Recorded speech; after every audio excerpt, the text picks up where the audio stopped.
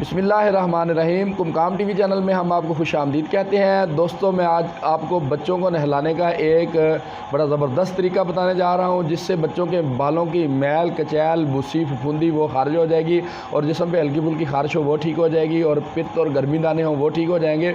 उसके अलावा बच्चों की जल्द साफ़ ना होती हो तो सिर्फ़ एक बार हफ्ते में ये तरकीब इस्तेमाल करने से बच्चों की जल्द बिल्कुल साफ़ और शफाफ हो जाएगी और छोटी मोटी जो वायरल बीमारियां होती हैं, बैक्टीरिया से होती हैं, वो इंशाअल्लाह ताला जो छोटी मोटी होंगी वो ख़त्म हो जाएंगी और हिफ्ज़ मात कदम के लिए आप नहलाएंगे तो बीमारियां बच्चों के करीब भी नहीं जाएंगी।